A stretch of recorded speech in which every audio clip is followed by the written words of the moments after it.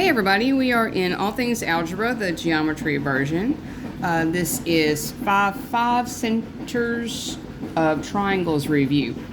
At least that's what I assume it is, because I don't know, I just found these.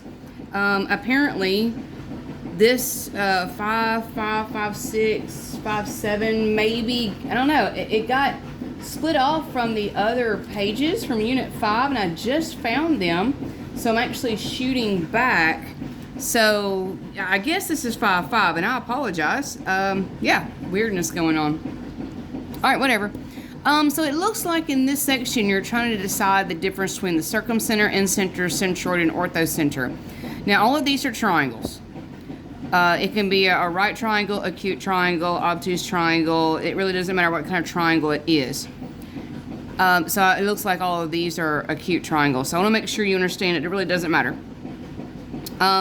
The circumcenter, incenter, centroid, and orthocenter are all determined by what you're doing to the actual triangle.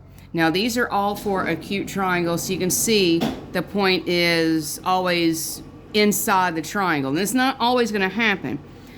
Some of these things, if it's a right triangle, will land on the triangle. If it's an obtuse triangle, some of these things will be outside the triangle. So I needed to, kind of say that, because they're not always going to be acute triangles, and they're not always going to be inside the triangle. So if you're a brand new teacher kind of wrapping your head around this, you need to be very clear to your students that it's not always going to be inside the triangle. Okay, with that said, here goes. The circumcenter is created by the perpendicular bisector.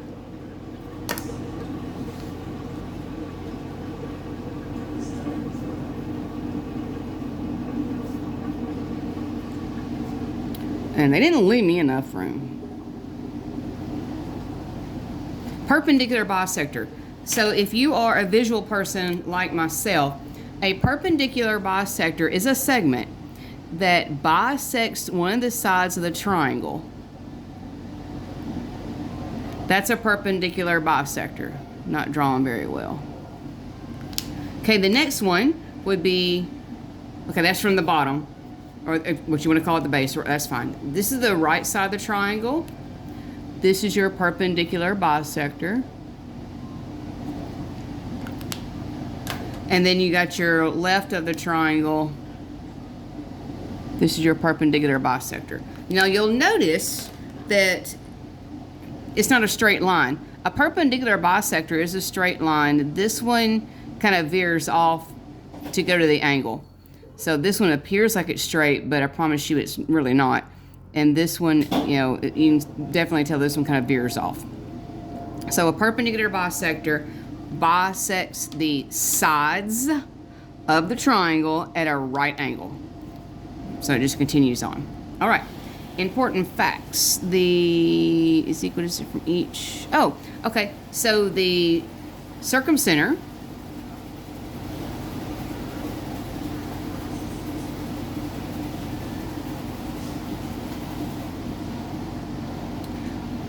is equidistant from each blank of the triangle. Looks like it's going to be each of the angles.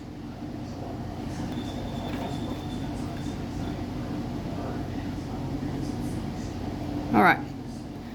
Okay, next up is incenter. Okay, an incenter is an angle bisector.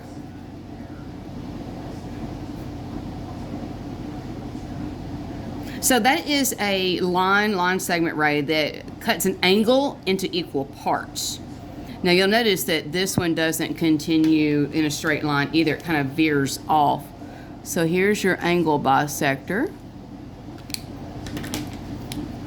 So where the perpendicular bisector piggybacks off the sides, an angle bisector piggybacks off the angles. So it's not necessarily a straight line where it meets. That's called the incenters, where they intersect. So this is a circumcenter where they intersect. And again, it won't always be inside the triangle. Depends on what kind of triangle you have. And then here is the incenter, which is formed by 3 angle bisectors. And again, it won't always be inside. It could be different depending on what kind of triangle for all of these. All right, so the angle bisector is equidistant to the sides. It's equidistant to the sides. I mean, you can kind of tell. It's equidistant to the M to Z, M to Y, and M to X. All of these things right here are equal. Okay. Centroid. And to be honest with you, when I was kind of in high school, the centroid is always kind of the one that got me. A centroid is formed by the medians.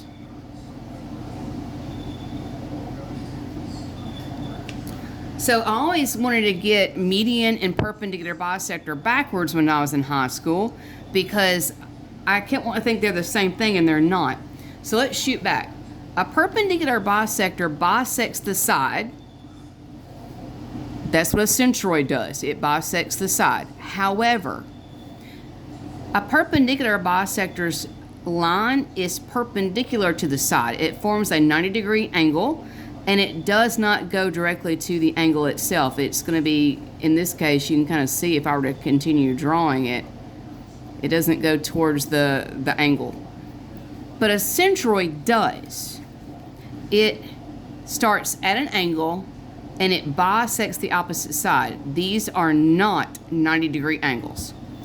So I kind of want to point that out because that's where my struggle was in high school. That's one of the things that, I had to ask the teacher. So a centroid is created by a median connected to the angles of the opposite sides. Connected to the angles, connected to the middle, the bisector of the opposite side. Well, that's when a median, created by a median, connected to the, I don't know what they want here, because it goes from an angle and it bisects the opposite side. So I guess the